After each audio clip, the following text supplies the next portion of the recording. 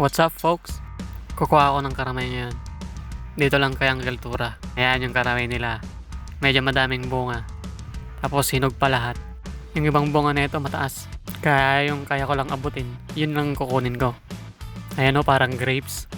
Kaso kulay yellow yung kulay. Tapos medyo maasim. Bago ako kumuha, nagpaalam muna ako. Mahirap naman kasi kumuha pag hindi sa'yo. Sabi nga ni Tito, kunin ko na daw lahat. Hindi kasi nila kinakain to eh. Kaya inakyat ko na yung pader, yung bakod nila, para kumuha ng karamay. Siyempre may kasama ako dyan. Nalalaglag kasi itong mga to eh.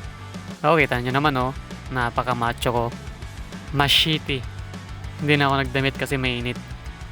Ayan, abot kamay ko ng karamay. Binigay na sa akin yung lalagyan para malagyan ko na. Itong mababa lang na abot ko. Meron pa to sa taas. Kaso hindi ko makuha. Gusto ko mang kunin, baka malaglag ako. Marupok lang to eh. Parang ako. Guys! Nung Lunes kumuha na ako dito eh. Kaso marami talaga siyang bunga. Kaya binilikan ko. Sabi ko hindi nila kinakain to. Mahilig kasi yung anak ko ng ganito eh. Kaya kukuhanan ko ulit siya. Yan, ipapakita ko yung bunga niyan. Ang ganda, di ba?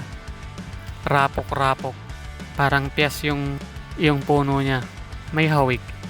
Parang lang naman. Ayun yung mga nasa taas. Ayaw kong akitin. Baka pabali yung sanga. Kaso nakakainggan yung kunin. Kaya ito lang malapit.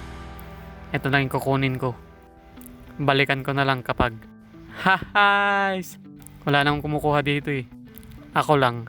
Balak ko nang baliin yung sanga eh. Kaso baka magalit yung may-ari. Ayun o, nagdala akong payong. Siyempre kasama ko si Mama Hazel. Ayun siya, parang humihingi. Ganun. Diba? Hawakan mo lang yan, Mama Hazel, at isushoot ko. Ang ganda na lalagyan namin, no? Yun, no? Nag-shot ako. 3 points. Mukhang hindi siya masaya. Kaya pinabot ko na lang yung payong para kahit yugyugin ko, masasalo. Walang masasayang. Pag may nalaglag kasi hindi mo na malalaman eh. Kung nasan yung bagong laglag o yung matagal nang nalaglag. Ayan, pinipili na ni Mama Hazel. Yung iba kasi bulok na. Hindi naman bulok. May bulok lang.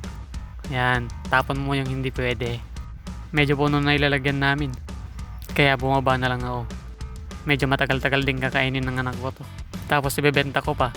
Piso isa. Guys! So ito lahat yung nakuha namin. 3 sanga lang yan. So yun lang, salamat sa panonood.